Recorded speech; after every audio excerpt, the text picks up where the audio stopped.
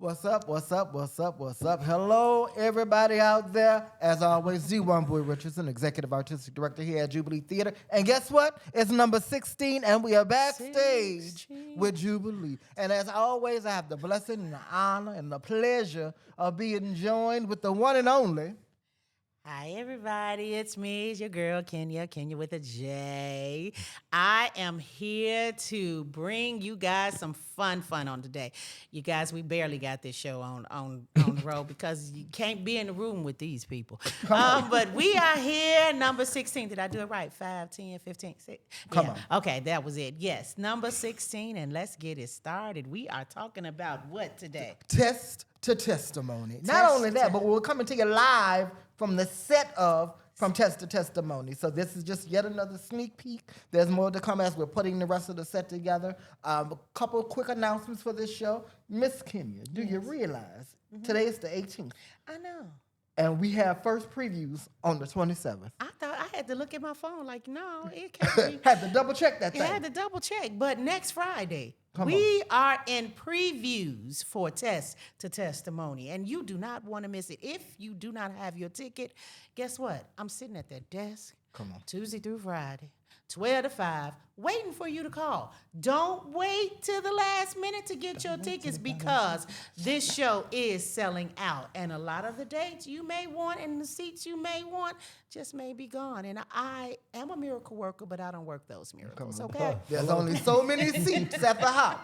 So make sure you get yours. Exactly. On top of that, immediately after we go out of our previews, opening night, Opening night. Friday, April 3rd. So make sure you join us out here because what's going to happen on opening night? We just going to have a good time. It's Come going on. to be, we may have some bites. A Light little bites, refreshment too. some refreshments, some entertainment for you in the lobby area, and then you walk right on into this set. That's what we're gonna have to. But if you don't have a ticket, you wouldn't know. So that I would advise you, if you want to get in early, come on in for these previews. It's a great opportunity to spread the word about what we're doing. And if not, come on, join us for opening weekend. Have a great time. It usually is the event of that month. Yes. Come on in. Everybody wants to be seen, be known. That I was there when it happened. And as a reminder that this is a world premiere. Not a World regional, premiere. world premiere. A world premiere. Brand new musical, a brand new gospel musical based off of the words of the one and only James Weldon Johnson's From God's Trombone. So come on out. Jubilee Theatre has done God's Trombones a number of times, but this is a brand new iteration, a brand new adaptation that we're not only just producing and premiering, but we're also getting ready for publication in other places so that other theaters can also look at the work that we've done and take it further. And the crazy part, Miss Kenya, I sat down and I did the numbers. Do you know how many rehearsals we're taking to build this show? How many? 23. 23 rehearsals. You might say that's a lot, but it's really not a lot of rehearsals. No. And they are bringing it. These young people are in here giving it their all. But you'll find out when you purchase your ticket. Come on. Because today, as we talk about a sneak peek of things, we got some very special guests with us. Yes, we now, do. because this show deals with a man named God and a man named Jesus, for those of us Come who on. know him and serve him and love him and we know all of what he's done for us, we decided, what does it look like to bring people who've grown up their entire life in the house of worship? And sometimes these particular individuals, for those of you watching, and you are one of these, I'm going to just use the 2 letters, PKs. That's what they are. Preacher's kids. Uh-huh. When the whole world has lived with their eyes on you, the whole congregation, every time you make a step, the congregation know what steps you made. And depending upon what kind of pastor your father is, every time you make mistakes. That was the pastor's kid. Come on, pastor's telling on this. Guess what my child Talking did this about week? me, but look at they kid. You know what I'm saying? So we're going to talk about it as we're talking about From Test to Testimony, a show where people are grappling with hard issues from the perspective of PKs. What does it mean to grow up in the church? Yes. As we talk about this show and the heaviness and the lightness and the beauty of James Weldon Johnson's God's Trombone. So we got 2 people with us today. Two PKs in the house. 2 PKs. You could get that in your head. 2 PKs. And their names are, as you know, which name am I about to say first? I'm tired, Lord. They know I'm bad at names. Yes. I'm trying let's real do it hard. the easy way. Come on. You know, we want to take this time for them to introduce themselves. Look at God. Yes. We're going to bring I've to been seeing some them all day long. and introduce to others. And we're going to start with the gentleman over here to the father of the. We want you to go ahead and introduce yourself to the people with the good brown on. Go hey, ahead. y'all. My name is Davian Jackson. I'm glad to be here. Okay.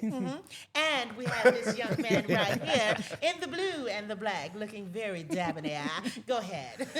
How y'all doing, guys? I'm Kyle B. Spears. I'm so glad to be here. All right. See, you didn't have to I mess didn't their have- names Now, up. the great thing is with this sneak peek, both of these individuals are very special to Jubilee because they're family members, number one. But number two, one of the gentlemen is inside of the current production of Test the Testimony. The other gentleman you will see again because he is the director for our upcoming production of Sassy Mama. So it's a sneak peek to get to know a little bit about him before we dig deep next month talking about Sassy Mamas. But before we get deep, because what I know she's going to be like, tell us all about you. Before we go ahead and do that, just for my own brothers and to make me feel special, Brother Kyle, can you do me a favor and just kick us off right? Give us a sneak peek of one of the songs in the show. Oh, yes. Okay. Come on, bless us. Just a little bit. All right, Just just a little bit. Okay. The Lord is moving in this room right now. The Lord is moving in this room right now. The Spirit of the Lord is calling. Can't you feel this presence falling? The Spirit of the Lord is moving in this room right now.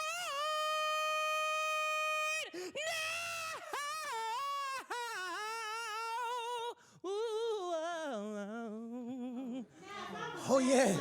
Grandmother's church. If I was back in Granny's church, Come on, the Baptist church over there in the Chicago area. Yes, sir. Yes, sir. That's what. Somebody throw that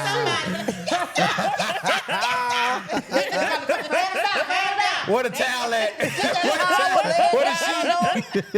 We need the white sheet. Somebody stand in front. It's all right. Let her know. You gotta block them because they coming to you and they go, yes, sir. They gonna hold I your just jumped out all that leather. But that was I used to hate being a usher. so. Y'all see that? Y'all heard that? That's what's going on in this production here. So if you're not calling me or going on our website at www.jubileetheatre.org and getting your tickets through Tickets to the City, I don't know what what you to tell doing? you. What you doing? What else you need us to do? Listen, what do we need to do? We doing it all right now. You ain't So lying. get your tickets, all right? Get your tickets because you want to see this. I'm here in the rehearsals and I'll be like, my God, y'all finna have a whole church up in here. Oh, Lord, I'm going to have to bring my Ursha uniform. A couple of Y'all need sheets. some more. Yeah, y'all need some more sheets up in here. Y'all need some sheets in here, Doc. Yes, but now, here's my part because then he take over. Davian. Yes. We're going to start with you. All right. Tell us a little something about yourself that people may not know. Give us a little of your background, not too much, and a little of your now today. What is Davian? Who is Davian and what is Davian like day to day? Day to day, Davian is a father and a husband first. My daughter is 3, about to turn 4, which is crazy. I've been married for 7 years, be 8 years this year. I'm just a normal kid, really, even though I'm not necessarily a kid no more. That's true, But that's true, that's at the end of the day, I still have the kid in my heart. I haven't gotten great yet. But on a day-to-day, I'm a theater teacher at Lancaster Middle School at the moment. And I'm still a performer, I'm still an actor, I'm a singer, and I'm still a church kid nonetheless. But that's my day-to-day. That's who I am, who I've always been. I love Jubilee Theatre. Jubilee gave me my first professional home 8 years ago now. And I am very grateful for Wambui. Wambui have seen something in me that a lot of people haven't seen, giving me tons of opportunities here and still giving me tons of opportunities. And I do want to appreciate you in your face because some people, they like to wait until people dead to give them flowers. I don't rock with that. This is not my first time I've ever said this to Wambui, but I want the public and the world to know that I appreciate Wambui so much. And he holds a place in my heart that nobody can ever squash. I don't care what Wambui, if he go do something crazy, y'all just gonna have to let him do something crazy. I'm still gonna be rocking with Wambui. I'm sorry. I gotta stick beside him. But that's a little bit about me. If you know me, you know me. I'm just Davian. That's it. And you recently won your first Irma P. Hall Award. I did. Come on. I won Best Actor, Leading Actor in a Musical for Ain't Misbehaving. I did that at Circle Theater, which was a great, and I do want to appreciate everybody that was nominated with me and everybody that voted for me and just appreciate Circle. But again, I feel like I wouldn't have had that if I didn't have Wambui and Jubilee. So it all goes back to the gratitude I have for Wambui. Yes. All right. That was so beautiful. Oh my goodness. I love me some Davian. I love all of them here because all of them that come through here. It's just like I might be the oldest one, but still, I treat them all like my own too, as well as Wambui. I love them all as well. So now that we got that tidbit, he's married. Happily, huh? All right. I've met the wife. Praise Hello? God. And he she's has beautiful. a true helpmate. Hello? Amen. That means keep your hands off. That means stay away from me, Satan. Step back. Now we're going to go over here to Mr. Kyle B. Spears. Thank you. And he wants to be there. Come on, keep that letter in there. So, Kyle, Yes. tell us something about yourself that people may not know about you. Oh wow, I'm supposed to start blabbing. Well, I'm a preacher kid. Born here for Fort Worth. I'm singing, performing. Got my start here in Jubilee. Actually, this was my first. Jubilee gave me my first ever thing doing Dreamgirls. Love that. To be honest, I didn't know that. yeah, I didn't.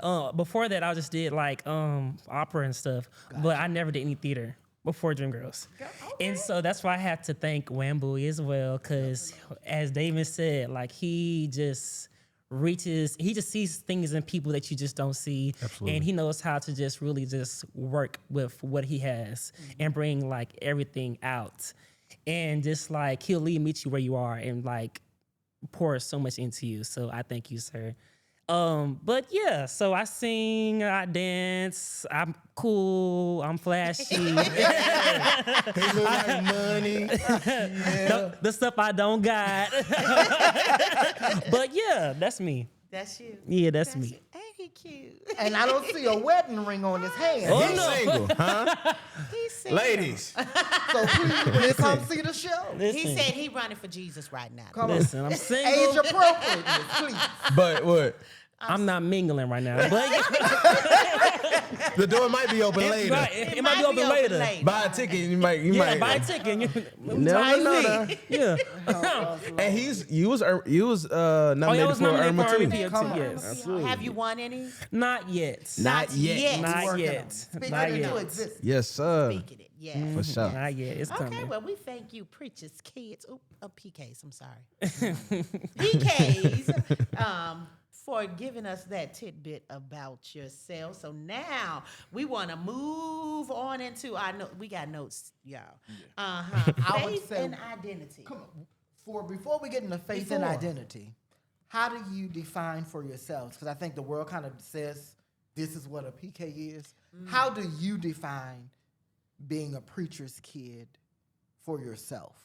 And what is the weight that you feel growing up as a preacher's kid? What does that mean or feel like for you? Yeah. You want to start or you want me to start? I'll go. Okay. I think there's a stigma Yes. that goes with being a preacher's kid. Most people think that preacher kids are either bad or they're mischievous or just a lot of things. And I think that's the main thing that, when you hear it, you kind of be like, should I follow what's said about me, or should I follow, just doing my own thing? I mean, thank God that my parents never really like, hey, don't matter what people say. This is what we're going to show. This is what we're going to instill in you. This is what it is to be. Just be yourself. Right. At the end of the day, just be yourself. Don't worry about whatever what people say, this, that, and the third. But I do think it's a misconception about what a preacher's kid is, because honestly, we're just normal people. At the end of the day. Yes, we are normal people. I'm a PK 3 times over. My father's father is a pastor. My mother's father is a pastor, and my father is a pastor. So I've never escaped it at all. And I love that you was raised that way. However, both of my grandfathers were superintendents in Kojic, and now one of my, God rest his soul, he's passed away. He was a superintendent.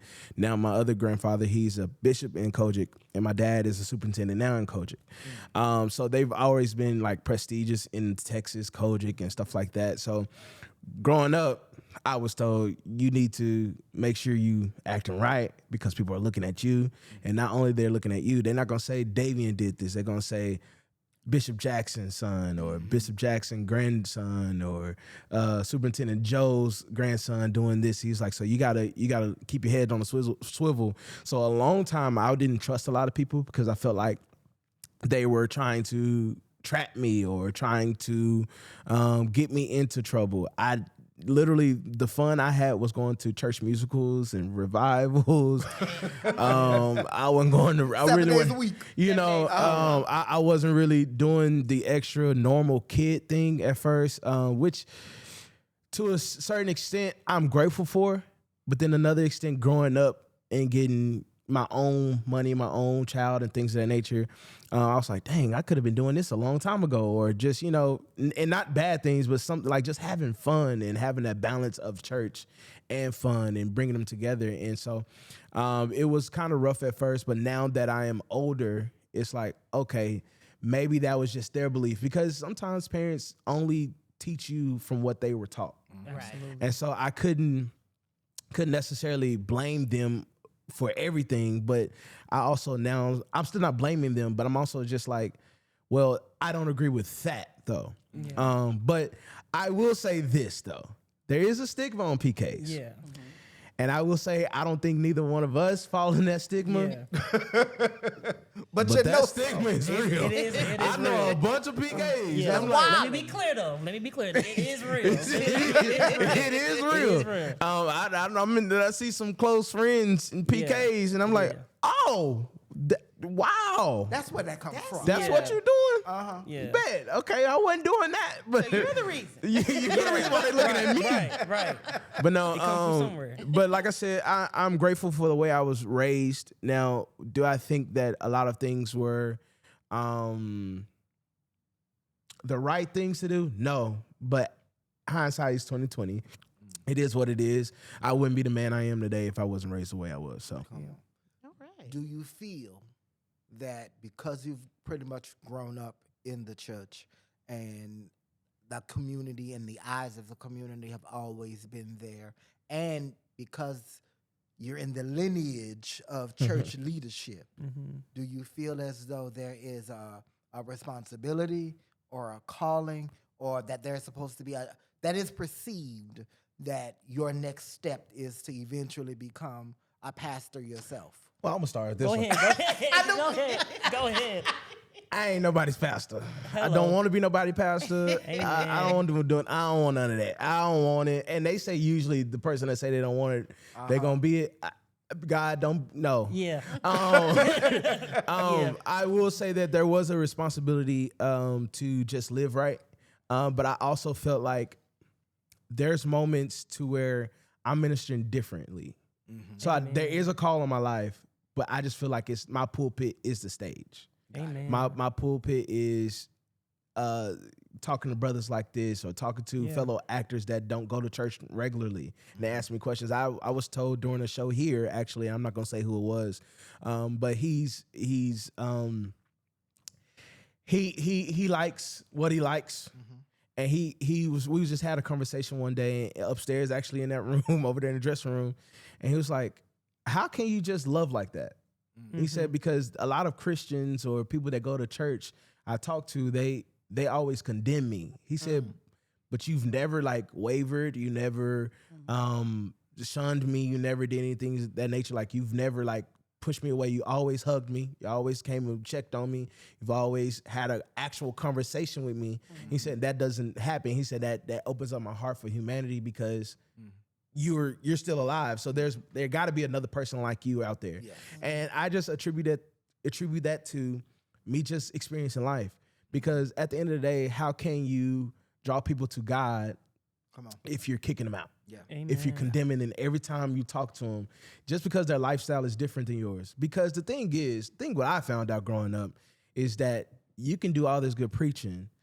But if you're at home doing what you polar opposite. What is it? So just because somebody's living their life out loud, they're going to hell more than you are? No, I don't think so. So just because you go to church every Sunday don't mean you're going to heaven. It's some people that's praising God. Say, Lord, Lord, ain't making Which it Lord into you the talking kingdom. about? They raising them hands, and guess what? They still going to hell. So it's like, and so once I start, like God start opening my eyes to that, it's like, why am I condemning you? Because I don't have no hell or heaven to put you in. So my thing is just love you like, the love of Christ. So if I can't talk to just normal people or if you're not normal or whatever sexuality you claim or whatever race you are, I don't care. You're going to get the same Davian everybody get, and I'm just going to just have open arms because I could be the person that draws somebody to Christ just because Christ lives through me. So that's my thoughts. Absolutely. Well, my dad prayed for sons to be preachers. And Put it in the word. Come on. And God rest his soul because he passed away last year. But we ain't being preachers. That just is what it is. Hello. And he knew that. That wasn't he knew that. But I agree with him. Very much like I feel like you don't have to stand behind a desk or a pulpit just to minister to somebody. Absolutely. I feel like every time I get on a stage or any type of platform and I'm either singing or I'm just speaking to somebody and connecting them on a real level, because that's the way you can really just connect with people. Sometimes the best way to just minister to somebody is just showing your testimony of being just who you are and just meeting where the heart is. And also I like to piggyback and to say, like, my dad also told me, like, make sure you keep my name clear. Very much keep my name clear. Wherever room you walk in, remember who I am. And my dad didn't play that. And so, like, also just very much like, my parents very also, as much as we were so connected in our church, very much so, like, it was no trying to be buddy with anybody. Very much if you could ask anyone at our church, my mom is the first person out the door. As soon as they say amen, my mom is the first person out the door. So very much like it was easy for us to be protected because, we weren't trying to fraternize. And very much just be ourselves. Clear lies. Like very much what it was in church was different than what it was back home. Absolutely. Very much where like it was very duality. Very much like we're gonna be here, we're gonna worship, we're gonna do the God's work, but we're also gonna live our lives at the same time and just be free. But not free to, like, For sure. You know what I'm saying? For sure. But but very much like, no, I don't plan on being nobody's pastor. I don't plan on being nobody's nothing but myself. And that's just on period. I do want to just plant a seed. Nah, don't plant nothing, one We ain't boy. no seeds, Don't plant nothing. Y'all both are still under 35. You don't know what direction life may lead you down Power the cut his line. mic off. I'm just saying, I'm just going to plant a little seed because there's a word for everybody. And you may never know. You may turn 45 and be like, Okay, Lord, I hear you. You All know right, what? let me God just- is going to have to I'm come just- down I'm just saying. himself and say, hey, You don't know. this is your pulpit and you got to start pastoring. Right. Until he do that. See, he walk on. Come on, Until he Preston. comes and Right on down. He gonna- on he Grab got- me by the He hand got and to give walk me me in. a strong word for him to let me know that I'm about to be a pastor. I don't want that. But the Listen. pulpit is not always the place Come to on. be Come on. preaching or Thank sharing the you. word. Yeah. Discipleship is not always behind the pulpit. That's what I was trying to in say. that Yeah. I mean, I'm in agreement. For me, the stage has always been Because my we church. can talk about Wambui. Wambui Wambui we preaches didn't every ask time he for all of directs. that now. If he's what you call bootlegging You hear over me? here. Only when necessary. We leaves with a word every rehearsal. I don't been with him. Okay. the need was met. You hear me? All he needed was an offering. Okay. Oh, Lord Jesus. As we now transition Let's transition. Now he want to transition. Okay. into testimony, talking about faith and talking about what happens when faith is tested. This is a show where everybody on stage is questioning their place in God or God's place in them. For you all as PKs and growing up with the whole world watching you, when life hits you hard, how did you balance when the world can see your imperfections? So for me, I've always been. People call me nonchalant when it comes to things that are like hard, because I always keep an even keel spirit.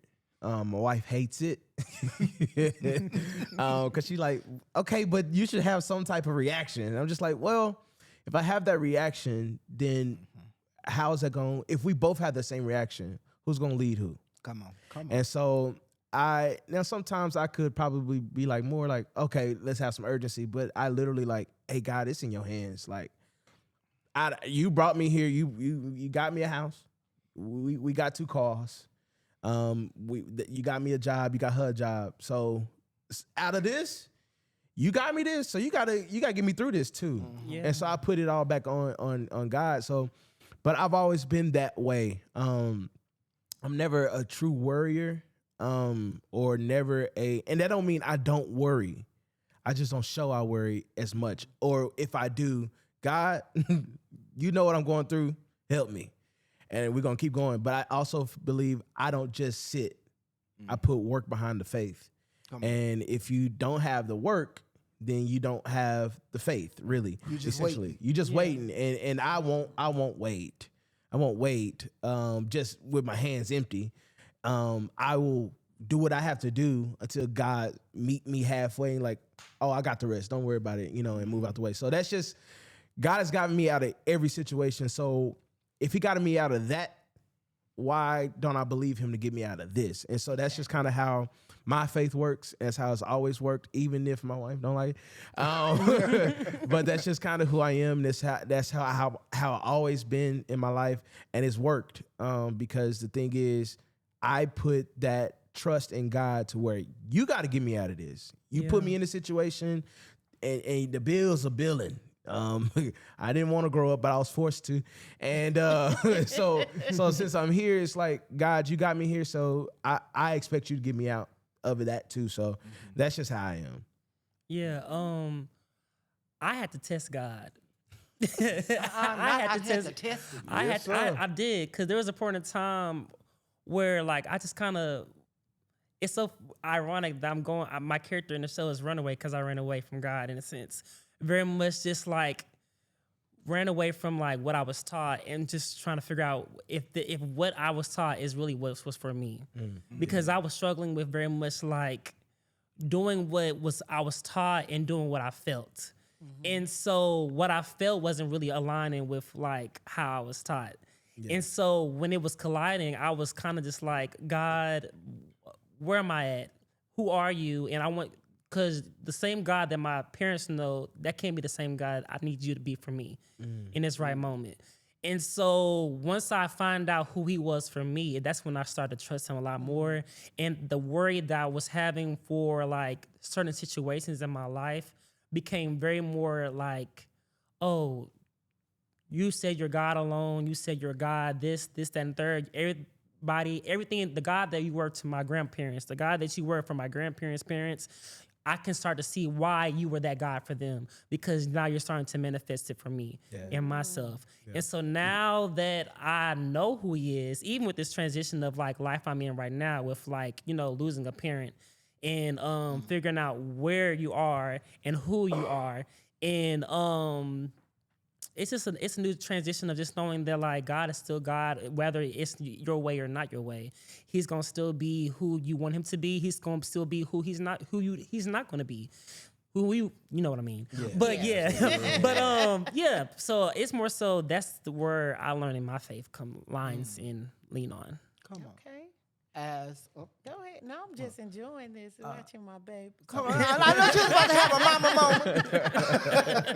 moment. As artists and as artists creating work, do you find that sometimes that there is a battle between the types of roles you do and do not do? Or like example being, I've had musicians who, because they work for the church, there are certain shows they can't do. Hey, I can't do The Color Purple because there's a lesbian in the show. Mm-hmm. Or I can't do this type of show because it's secular music versus gospel music. How do you as artists reconcile the difference between the types of roles and productions you do while honoring the gift? Because what you do as actors, artists, singers, performers is a gift. How do you exercise that gift and still balance it with your faith? I have a correlation. Just like you working a corporate America job, that's secular. Come on. So if you working are you gonna stop working that job and just solely depend on God? Yeah. As a pastor, and some pastors do that, but some pastors have to supplement their bills. Mm-hmm. So are you gonna turn away Walmart? Gonna turn away Target, Citibank, right. Chase Bank? Those are all secular corporate America jobs. So mine is the same. Right now, if it's something that's going against God, that's blaspheming God, that's something I have to I have to think about that because that convicts me. Yep. But I had to tell my father a long time ago. So when I first started at Jubilee, it was during COVID. Yes, and it was a beautiful show called How I Got Over, and I came in the heat of COVID and. He didn't want me to do that at all. He condemned me. He said, look, and shout out to him. He was just being a worried father. Right. But he was like, no, you don't need to do it. This is this and that. But had I listened to him though, I probably wouldn't be here right now. Like I will probably be getting here. I probably have a couple of opportunities, but my resume is very long because I trusted God and not man. And so there was also a show where I didn't tell him I was cussing in, and he came to that show. He said, no, you doing all that cussing. It was Dreamgirls, by the way. Uh-huh. He said, you doing all that cussing. You didn't tell me that God ain't pleased. You should have told him that you can't cuss. I said, well, Daddy, excuse me, that's not how theater works. Like, if somebody came that wrote that show and they see I'm skipping all this stuff or I'm supplementing these words, I can get sued, the theater can get sued, and I won't work no more.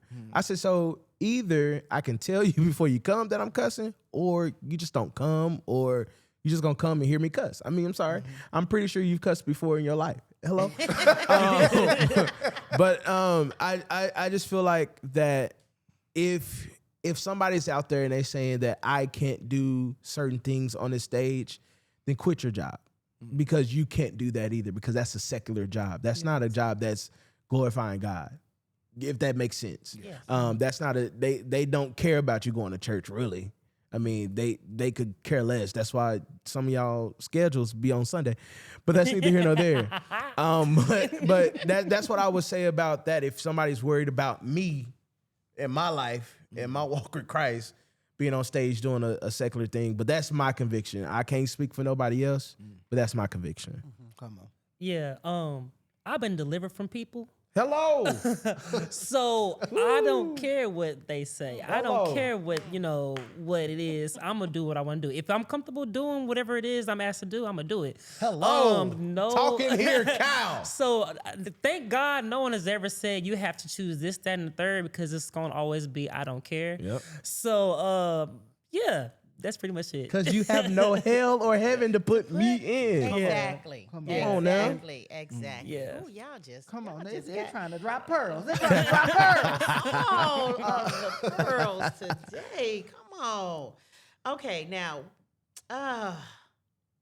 there's a question on here, and it just kind of stuck out to me. Was there a moment where your faith, because both of you talked about your faith, what moment was it when it actually became your faith and not the faith that you were raised with? I've been going first this whole time. Do you want to go first? I'll make it real. All right. I got mine. So what's crazy is it was during college, and I had a friend that was very much new to the campus and stuff like that. And, I just met this person maybe like 3 weeks, and we just going around shopping. We doing all these things. And this was a time where, like, I was really struggling with, like, grace.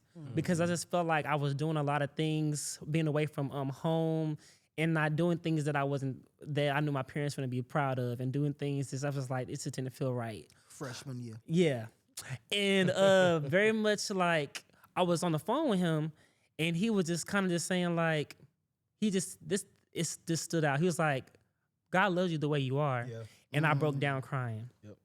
It set me free. Whatever those words were, it's like I needed to hear that in the moment, because I just felt like for so long I was carrying the weight of just being who my family wanted me to be. Well, not even my family, just what I felt they wanted me to be, or I felt the pressure of what the world wanted me to be.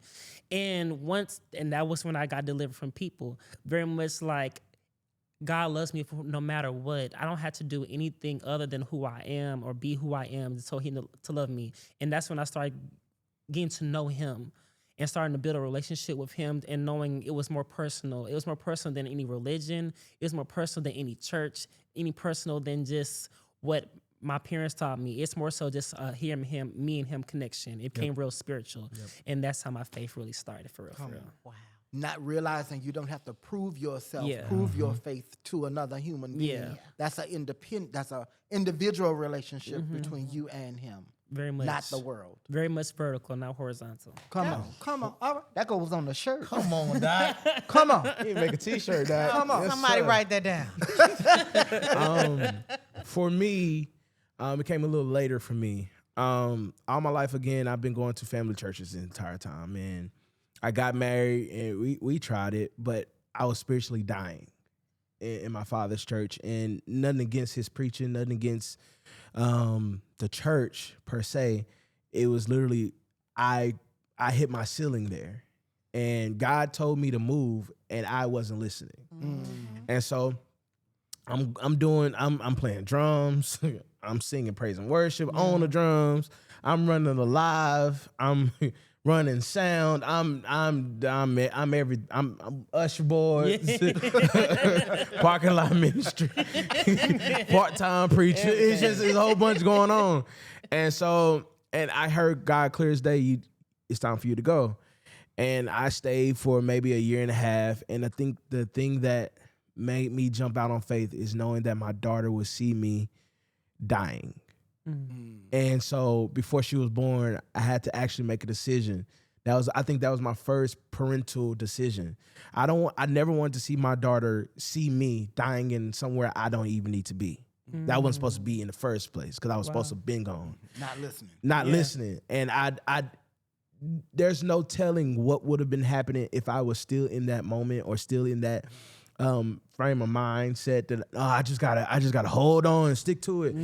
Because older days, old school would tell you just need to hold on. Like you ain't done yet. But when God has actually told you need to move, you need to move. And so I never forget it. I think it was maybe 2 months before my daughter was born, And I told my father, I said, hey, this is my last Sunday. This is going to happen. He didn't receive it well in the moment. But the thing is, as soon as I even said it out my mouth, I started getting all these text messages. Hey, we need you here. Hey, we need you there. Hey, we need you. I said, whoa. And God said it clear as day, just because you were obedient. Come on. And it started this. You're never going to want for anything. I got you. You just got to jump. Just if you jump, The net is there. I am you. the net. I got you. And so that in alone even grew my faith even more. Cause I was like, dang, I should have been did this. Yeah. But it's like in that moment, I was scared, not because I didn't know. I was scared that if I leave, who's gonna take up all these jobs? Who's gonna do this? Who's gonna do that? What's gonna go lacking? I'm scared if that happens that everybody's gonna look at me like I'm at fault for this. And God said, you're not that important. Come on. Child. He told me, and that was a hard pill to swallow. God, dog, man, like what? There's what I somebody do? else. He said, just like I put you in these roles, I could put somebody else in that roles. And if I don't, that's because that's what I want to do. Yeah. And so I said, you right. Let me shut up and let me go and sit in the television and go on by my day. And I did it, and I am grateful that I did because I found a church home, and my wife and my daughter, of course, goes to church with me. But I want to find somewhere that my wife would enjoy and my daughter would enjoy. My daughter being there, just raising her hands, singing the songs. And when I'm on stage singing, I'll see her doing like this and singing with me, dancing in the little aisle. So it's like, that's what I want to see. I don't want to see her see me dying in a church. So that's where my faith became my own, because I had to make sure my daughter sees a true example of what faith looks like. Come on. And I think a part of that is also, because I'm struggling with myself, it is what does it look like when you stay in a place too long? Yeah. Sometimes you're blocking the blessing of the next person that God has Yeah. for that place. Absolutely. And no one person is so important that everything rests on them. Absolutely. Because if that's the case, then what do we need God for? Hello. So there's a reason that there's always somebody, there's always a ram in the bush. Absolutely. You know? Yeah. And But you you have never to take wanna- yourself out of it. You never want to be in a place too long when he says to move. You never want to be, you don't want him to move you. Yeah. Because you're not going to like it. You're not going to like when he moves you. Or you don't want to miss your season. Your Come on. Because your season can dry up so fast. By the time you actually say, okay, I'm going to go ahead and move, Your everything he season had is lined dried up for you Then is to moved somebody on. else, because you were sitting on your butt and you want to do what you wanted to do. So that's why it's better to be obedient than sacrifice. So Come on, child. I Come on, love child. it. We I having love words it. up We in here. have the faith relationship. That's the relationship there. Absolutely. You know, obedience here, and I could go. I can go further because I was born and raised in a church. hello. Come on. When we get to talking about the goodness of the Lord and all that He has And done, all he has done for me. I could go on, but we are not. But I heard relationship. Get your faith relationship For correct. sure. And faith and obedience. Yeah, You absolutely. have to have obedience in order for your faith to grow. For sure. You have to have that obedience. We've been on that at church, the obedience. Mm-hmm. Because that's the number one thing. You got to listen. If you don't listen, because I was told several times Absolutely. to leave where I was. The third time, he said, leave or die. Literally. Literally, it was plain as day. And I said, what? Wait, hold on. Let me start packing. Hello. As my pastor says, shout out to Pastor Freeman at Immersion Church. All right. You have to have the audacity to do anything, right? And so to have the audacity to be obedient, even if you don't know what it looks like. Have the audacity to jump out. Have the audacity to forgive that person. Have the audacity to know that this is still going to be a hard travel. This is going to be a hard road. Your faith is going to be hard. You're going to be tried, but have the audacity to stay in it. So shout out to him. But I feel like that's another thing, is the audacity to have it, so. And with this show, Test the Testimony, that's so much of what is happening. Yeah. What happens when everybody on stage has lost their audacity. For sure. Yeah. And someone has to help reignite their audacity to get out of this room, to renew their faith. Absolutely. And to realize that God never left them. Yes. You walked away from him. And he's still standing there. He's still right there. He's like this. I never left. Just waiting. Now, when you come back this way, Don't go I'm on. here. Look, hold on. Don't go under here. come on. You come here. You know, that's really what's happening in this particular show. Absolutely. And so how do we as artists, you know, tap into that? And we're about trying to close this thing out. But one of the things, because this is in this particular show, and this is for Kyle, because the blessings, I'm also the director of this particular show, and I can't stand y'all. I can't stand y'all. There are moments in the show where you all as actors, y'all kind of lose yourself. Yeah. Me. How do you as actors who are also faithful, who are also, you know, singing these songs, as you just gave us an example of, how are you finding the balance between performance and going too deep and actually having church on stage? Yeah. I'm still working on it. But no, really, cause it's very much like a meet in the middle. Very much meet in the middle, like meeting people where you are and meeting where you are internally as well. Cause I think it's more so I'm singing to you, but also I'm singing to myself at the same time. Yeah. And I think that's how we meet at the middle and very much connect.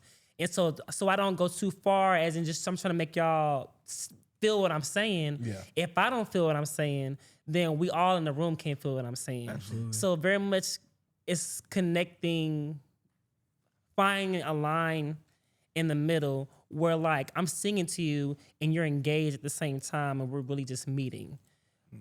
Yeah. If that makes sense. For me, whether I'm on stage or in a pulpit singing through for a church, I feel like I have to get mine way before I'm leading somebody. Yeah. I'm gonna do two examples. How I got over. We did Storm is Passing Over. Yes. Every time rehearsal, lost it. Rehearsal, we had to go on a break. It just went there. But I feel like if it didn't go there in rehearsal, then it would go horrible in the show. So we got everything we needed during rehearsal, and we did it multiple times to where we got in front of an audience to where we was ushering them into the presence of the Lord. And I feel like if we get what we need and do our job and do our due diligence, then they can get what they need afterwards. Because now it's not about us no more. It's about them trying to get theirs. And I feel like that's the same with church. We have this thing to be more aware. Be aware of your surroundings. Be aware of the moment. Be aware of the presence. And if you don't do your work and you wait until Sunday to try to get yours, right, then you're already behind. Right. Because at that moment, it don't matter if you are leading or you're BGVs, we're all worship leaders. And they're watching us. We have a lot of eyes on us because they see us the most. And if we're just lost, they might be lost. But if we're being intentional and singing those songs and worshiping and bringing them and ushering them to the worship and the presence of God, then because we were supposed to work from Monday to Saturday. So on Sunday, we can help them get through. Yes. And so I feel like if we keep that mindset, as worshipers, as performers, and things of that nature of certain things, I don't care if we're doing a show that don't have gospel in it.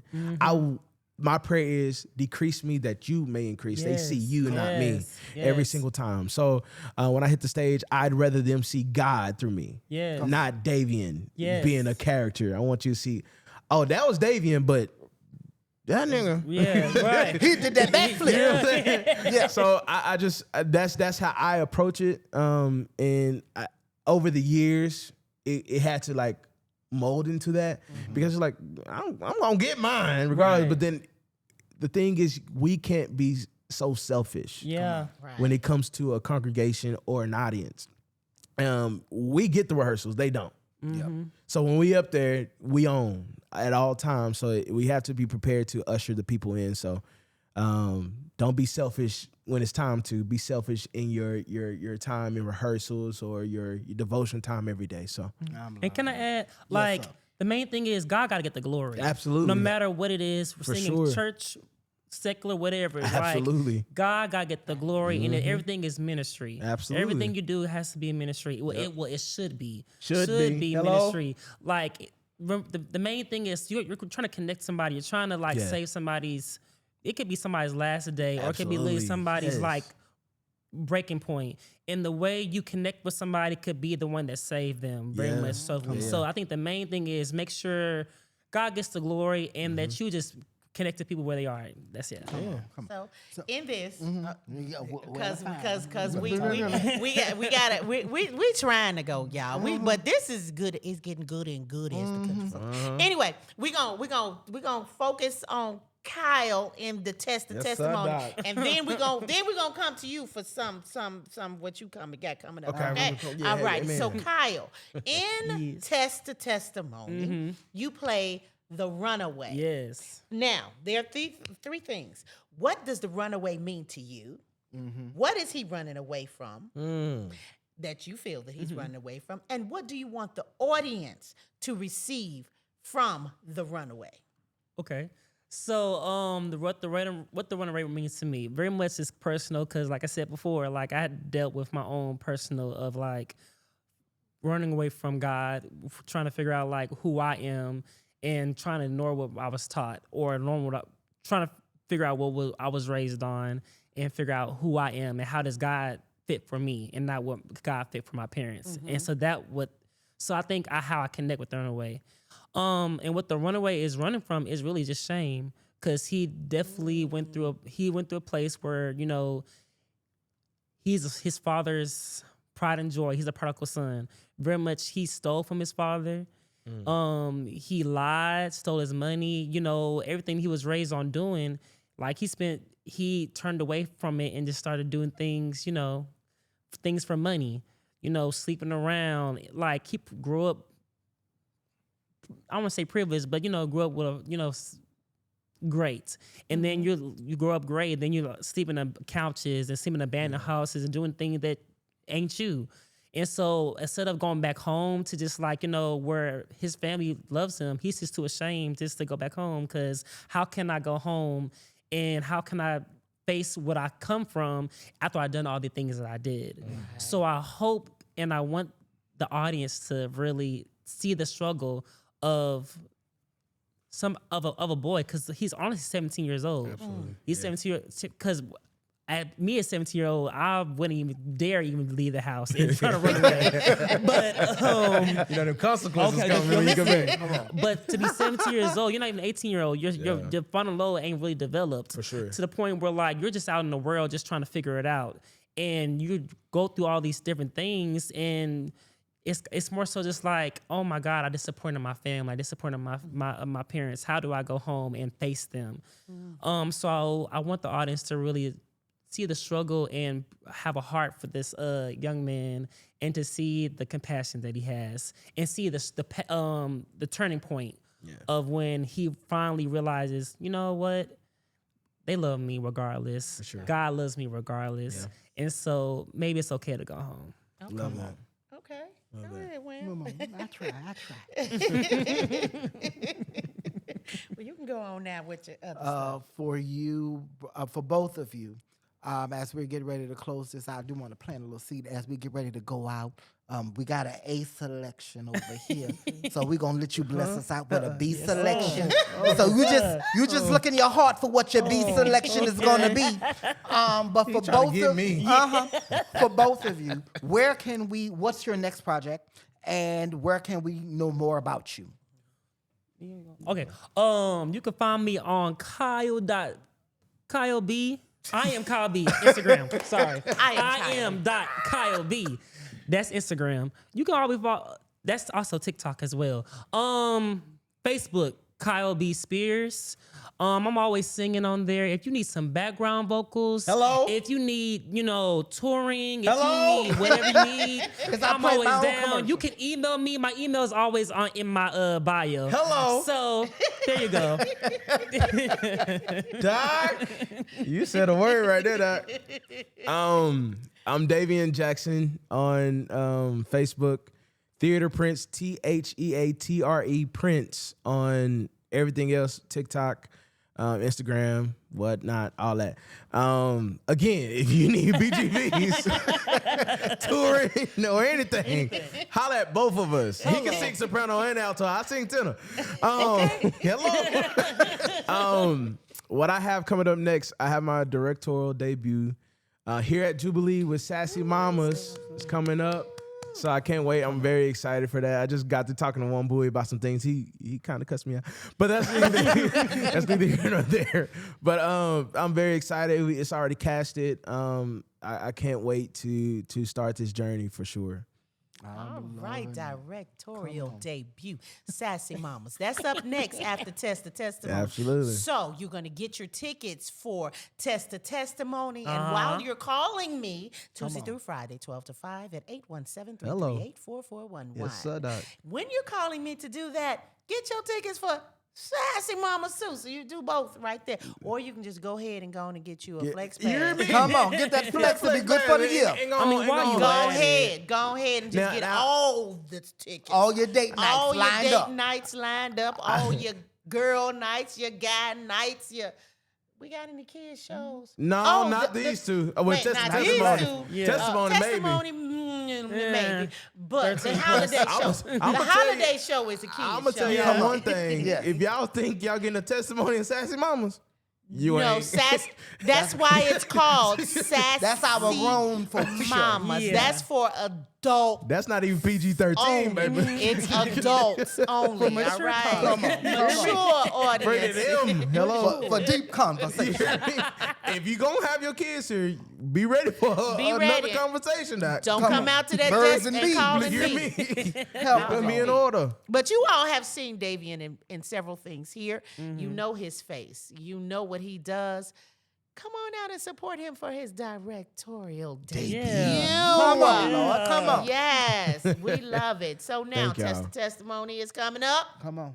March March 27th, 27th, 27th. April Absolutely. 3rd, opening weekend. Yes, Come see get this. your tickets. Please come on out here and see it. Choose your dates. Get several of them in your pocket. Absolutely. And call and say, okay, let me see which date works for me. And So- if you're coming from a church home and you want to bring the church, guess Bring the what? church. We have a divine access pass. We have Hello. that. So you can get a group that's number new. of tickets for That's divine new. access. Divine access. Come Divine on, now. access. Come on. Bring the Divine. whole church. If you're if you have one of those churches that has a large congregation and you have that women's ministry, that men's ministry, hey, come on, get that divine access pass. Yeah. I'm here at the box office Tuesday through Friday, 12 to 5. Come on. I'm going to keep telling you all that because You can't forget it. Can't forget it, Doc. So beautiful people, as we get ready to close out, I'm going to say what I say at all times. But this time, as I say it, right do a B afterwards. selection yet? Oh, no, that's what he's going to close us out with a B closing selection. out. selection. One blessed us in, the other one going to bless us Bless out. us out. So Minister. beautiful people. Remember, as always, we are Jubilee Theatre. Now take it away, Davian Jackson. Okay. I am free. Yeah. Praise the Lord. I am free. No longer bound. No more chains holding me. My soul is resting. It's just a blessing. Praise the Lord. Hallelujah. I am free. Ha ha ha ha. And Be there you blessed. have it. Be blessed, everybody. Test the testimony. Amen. I'm gonna get you one boy for that. I was not prepared. It was like 16 songs going through my head. But you did it. And we are out. That was fun. That was fun.